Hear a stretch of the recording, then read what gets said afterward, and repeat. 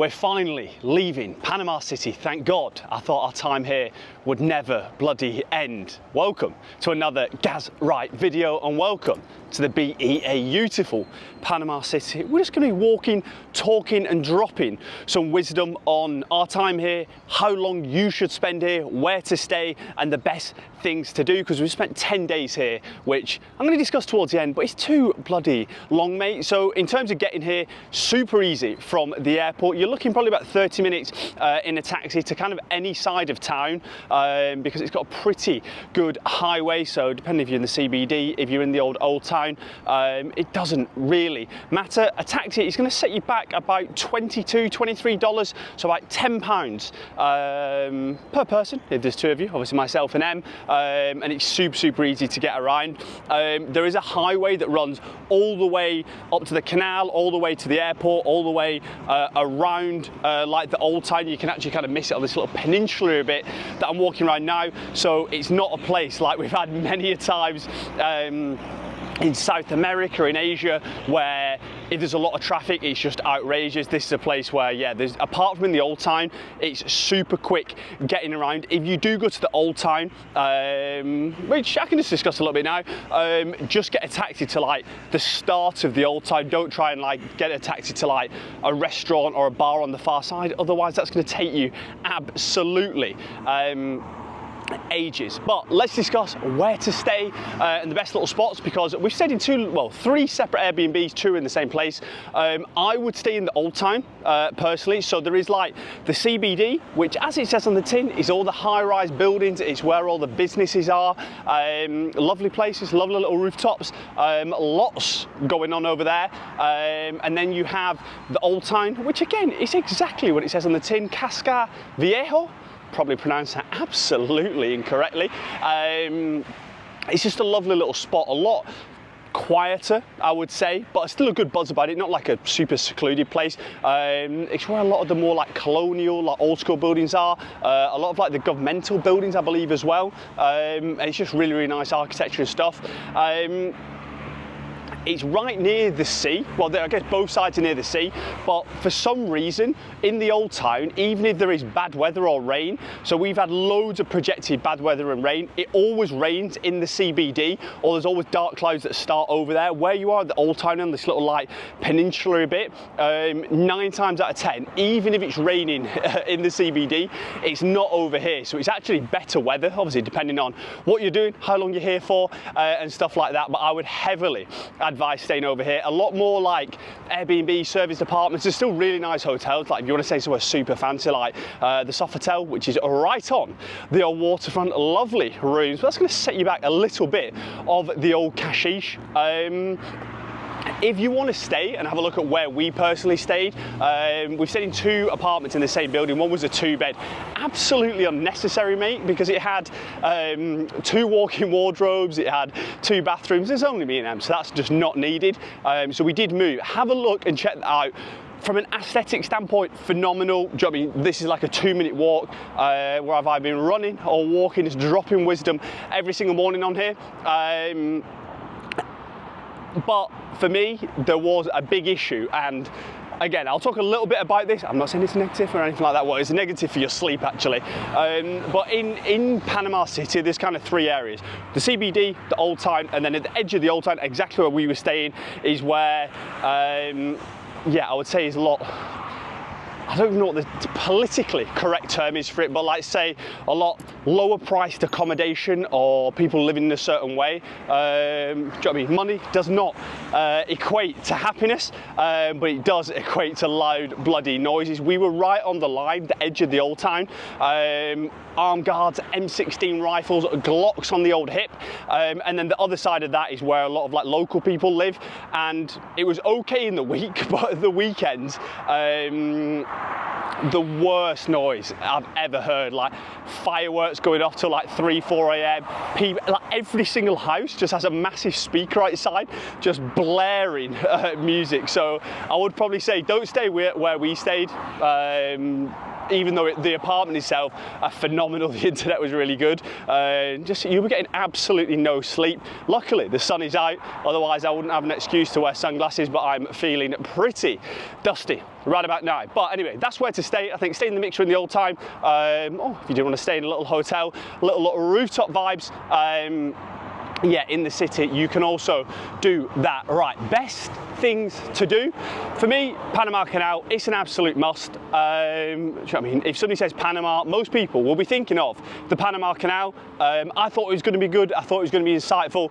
It was absolutely phenomenal. You don't need a guide. I would actually say don't get a guide because of the cost, the timings. Get a taxi there.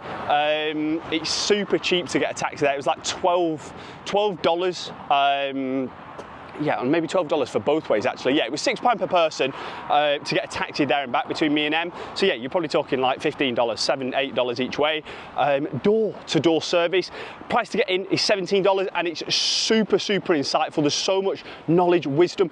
Go and do, I was like, oh, I hate doing stuff like this. There's like a 4D IMAX Morgan Freeman thing. It is unbelievable. It shows you how they built things, what it was like 500-600 years ago, what the issues were from like an engineering standpoint, from a geology standpoint, all sorts of stuff in there, all the history, all the knowledge. Would heavily advise doing that. And if you do a trip, it was like $60, which is not economical when it's literally like $6 to go there and back, and it's only $17 to get in. So yeah, do your own trip, but definitely go there. A little half-day trip is absolutely fine, and make sure you check the times of when the boats come through. So if you do want to watch a ship go through, check the times, because we got there and they were like, oh, there's 30-40 a day. We'll easily see one, and like the 5 hours we were there or 4 hours we were there, but absolutely no boats. So things you hate to see. Next up will be explore the old town. It is really nice. A few little bars, a few little like piazza type places.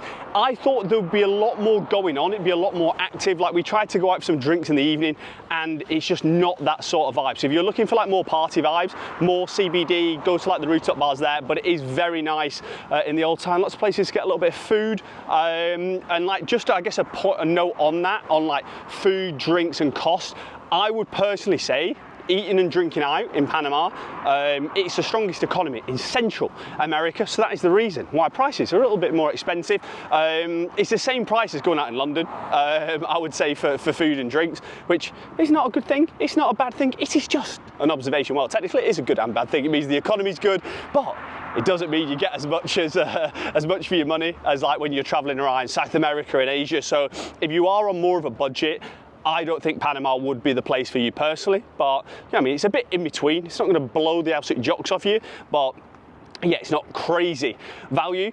One thing I have found in South America that I really enjoy is there's just a lot more supermarkets, and this isn't going to be applicable to everyone, but if you've been traveling a long time, one, it is nice to have a little home cooked meal or whipping something up on the old stove. But for myself, who has severe nut allergies and stuff, it is nice just to be able to cook some food. So that is one big positive on that front. Been smashing the rotisserie chickens, the things who yeah, you absolutely love to see. And then the other thing to do, I would 100% do this. I don't know if I'd put this, I'd have to put the Panama Canal the highest, but the other thing I'd say go and do is go on a boat trip, full-day boat trip to Tobago Island. We got the catamaran, stay on the catamaran the whole day. It was like £72. 8-hour trip, silly vibes, silly atmosphere, great service, nice people, unlimited booze. We're talking soft drinks, we're talking a chest full of beers, and we're talking cocktails, vodka mixers, gin and tonics, whatever you want, the team had you sorted. Silly vibes, whole day trip. Don't get off on the island, just stay on the catamaran. Like everyone got off for like 3 hours.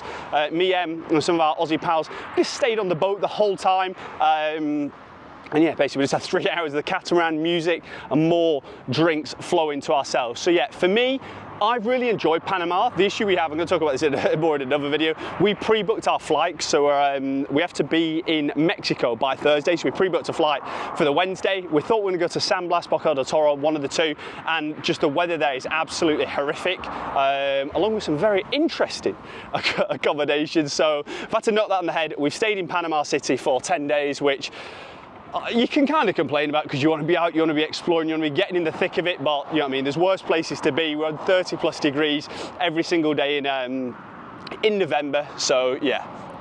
Worst places to be in the world. I would say for me, 4 nights, Panama City is absolutely perfect. You can do all the things I just kind of mentioned there.